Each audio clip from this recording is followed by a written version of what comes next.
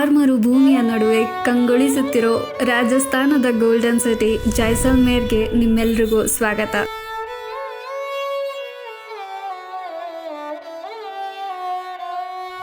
ಇವತ್ತಿನ ವ್ಲಾಗ್ನಲ್ಲಿ ನಾನು ನಿಮ್ಮನ್ನ ಈ ಗೋಲ್ಡನ್ ಸಿಟಿ ಜೈಸಲ್ಮೇರ್ನ ಪ್ರವಾಸಕ್ಕೆ ಕರ್ಕೊಂಡು ಹೋಗ್ತೀನಿ. 2 nights 3 daysನಲ್ಲಿ ಜೈಸಲ್ಮೇರ್ನ ಹೇಗೆ ಎಕ್ಸ್ಪ್ಲೋರ್ ಮಾಡ್ಬೋದು ಅಂತ ನಾವು ನೋಡೋಣ. ಆದರೆ ಅದಕ್ಕೂ ಮುಂಚೆ ನಿಮ್ಮೆಲ್ರಿಗೂ ವಿಜಯ್ ಟ್ರಾವೆಲ್ ಬಕೆಟ್ ಲಿಸ್ಟ್ಗೆ ಸ್ವಾಗತ. ಇನ್ನೂ ನೀವು ಈ ಚಾನಲ್ಗೆ ಸಬ್ಸ್ಕ್ರೈಬ್ ಮಾಡಿಲ್ಲ ಅಂತಂದರೆ ಈ ಕೂಡಲೇ ಸಬ್ಸ್ಕ್ರೈಬ್ ಬಟನ್ನ ಕ್ಲಿಕ್ ಮಾಡಿ, ಹಾಗೆ ಬೆಲ್ ಐಕನ್ನ ಪ್ರೆಸ್ ಮಾಡೋದು ಮರಿಬೇಡಿ. ಇದರಿಂದ ಹೊಸ ವ್ಲಾಗ್ನ ನೋಟಿಫಿಕೇಷನ್ ನಿಮಗೆ ತಕ್ಷಣವೇ ಸಿಗತ್ತೆ.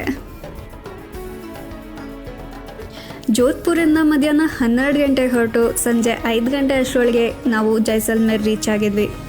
ರೀಚ್ ಆದಮೇಲೆ ಹಾಸ್ಟೆಲ್ನಲ್ಲಿ ಚೆಕ್ ಇನ್ ಮಾಡಿದ್ವಿ. ಸ್ವಲ್ಪ ಹೊತ್ತು ರೆಸ್ಟ್ ಆದ ನಂತರ ಸಿಟಿ ವ್ಯೂ ಪಾಯಿಂಟ್ ನೋಡೋಕ್ಕಂತ ಹೊರಟ್ವಿ.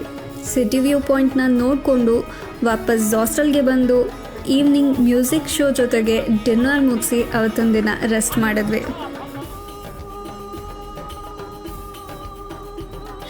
ಇವತ್ತು ನಾವು ಅರ್ಲಿ ಮಾರ್ನಿಂಗ್ ಎದ್ದು ತನೋಟ್ ಮಾತಾ ಮಂದಿರ್, ಬಿಬ್ಲಿಯಾನ್ ಬಾರ್ಡರ್, ಲೋಂಗೆವಾಲಾ ವಾರ್ ಮೆಮೋರಿಯಲ್ ನೋಡೋಕ್ಕೆ ಹೊರಟಿದ್ದೀವಿ. ಜೈಸಲ್ಮೇರಿಂದ ತನೋಟ್ ಮಾತಾ ಮಂದಿರ್ 120ರಿಂದ 125 ಕಿಲೋಮೀಟರ್ ದೂರದಲ್ಲಿದೆ. ನಾವು ಪ್ರೈವೇಟ್ ಕ್ಯಾಬ್ನ ಹೈರ್ ಮಾಡ್ಕೊಂಡಿದ್ದೀವಿ. ಇದಕ್ಕೆ ನಾವು ಪೇ ಮಾಡ್ತಿರೋ ಚಾರ್ಜಸ್ 3000 rupees. ನೀವು ಬೈಕ್ ಅಥವಾ ಸ್ಕೂಟಿನ ಕೂಡ ರೆಂಟ್ ಮಾಡ್ಬೋದು. ಆದರೆ ಬಿಬ್ಲಿಯಾನ್ ಬಾರ್ಡರ್ನ ವಿಸಿಟ್ ಮಾಡಬೇಕಂತಂದರೆ ನೀವು ಕ್ಯಾಬ್ ಮೂಲಕನೇ ಬರಬೇಕಾಗತ್ತೆ. ನಾವಿವಾಗ ತನೋಟ್ ಮಾತಾ ಮಂದಿರ್ ಹತ್ರ ಬಂದಿದ್ದೀವಿ. ಇದು ಭಾರತ ಮತ್ತು ಪಾಕಿಸ್ತಾನ್ ಬಾರ್ಡರ್ ಏರಿಯಾನಲ್ಲಿ ಇರೋ ಒಂದು ಶಕ್ತಿಯುತ ದೇವಸ್ಥಾನ ಅಂತಲೇ ಹೇಳ್ಬೋದು. ಯಾಕಂದರೆ 1965ನಲ್ಲಿ ಭಾರತ ಮತ್ತು ಪಾಕಿಸ್ತಾನದ ಯುದ್ಧದ ಸಂದರ್ಭದಲ್ಲಿ ಇಲ್ಲಿ ಪಾಕಿಸ್ತಾನ ಹಲವಾರು ಸ್ಫೋಟಕಗಳನ್ನ ಹಾಕಿತ್ತು.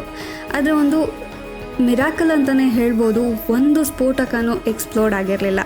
ಇವತ್ತಿಗೂ ಅದನ್ನು ನೀವು ದೇವಸ್ಥಾನದ ಮ್ಯೂಸಿಯಂನಲ್ಲಿ ನೋಡ್ಬೋದು.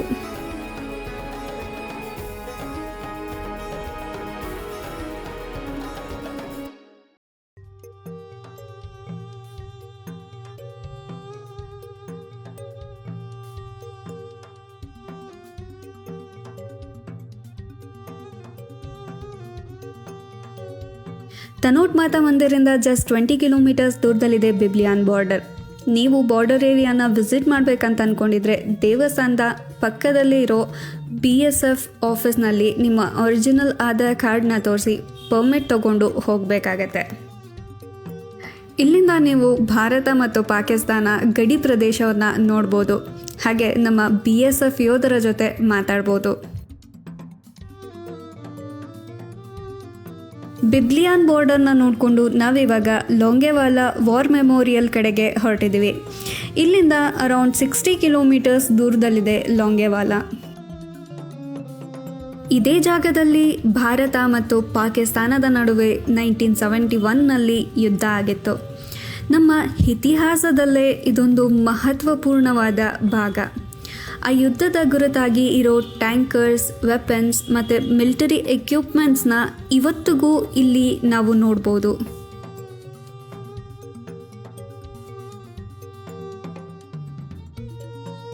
ಲೋಂಗೆವಾಲಾಯಿಂದ ನಾವು ರಿಟರ್ನ್ ಜೈಸಲ್ಮೇರ್ಗೆ ಹೋಗಿ ಹಾಸ್ಟೆಲಿಂದ ಚೆಕ್ಔಟ್ ಮಾಡಿ ನಾವಿವಾಗ ಸ್ಯಾಮ್ ಡೆಸರ್ಟ್ ಕ್ಯಾಂಪಿಂಗಿಗೆ ಬಂದಿದ್ದೀವಿ. ನಾವಿವತ್ತು 1500 rupees ಪರ್ ಪರ್ಸನ್ ಪ್ಯಾಕೇಜ್ನ ಬುಕ್ ಮಾಡ್ಕೊಂಡಿದ್ದೀವಿ. ಈ ಪ್ಯಾಕೇಜ್ನಲ್ಲಿ ನಿಮಗೆ ಜೀಪ್ ಸಫಾರಿ, ಕ್ಯಾಮಲ್ ಸಫಾರಿ, ಹಾಗೆ ಸ್ಟೇ ವಿತ್ ಡಿನ್ನರ್ ಮತ್ತು ಬ್ರೇಕ್ಫಾಸ್ಟ್ ಇನ್ಕ್ಲೂಡೆಡ್ ಇರುತ್ತೆ. ಚೆಕ್ ಇನ್ ಆದಮೇಲೆ ಈವ್ನಿಂಗ್ ಸ್ನ್ಯಾಕ್ಸ್ ಮುಗಿಸ್ಕೊಂಡು ಜೀಪ್ ಸಫಾರಿ ಮತ್ತು ಕ್ಯಾಮಲ್ ಸಫಾರಿಗೆ ಹೋಗಿ ಬರ್ಬೋದು. ಅದಾದ ನಂತರ ರಿಟರ್ನ್ ಆದಮೇಲೆ ಈವ್ನಿಂಗ್ ಮ್ಯೂಸಿಕ್ ಮತ್ತು ಡ್ಯಾನ್ಸ್ ಶೋನ ನೋಡಿಕೊಂಡು ನಿಮ್ಮ ಡೇ 2 ಇನ್ ಜೈಸಲ್ಮೇರ್ನ ವೈಂಡ್ ಅಪ್ ಮಾಡ್ಬೋದು.